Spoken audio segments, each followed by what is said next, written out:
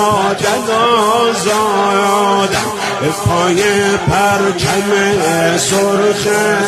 چه سرها که نیفتادن فقط اون بنده هایی که به پات افتادن آزادن سیاه شد رنگ پرچم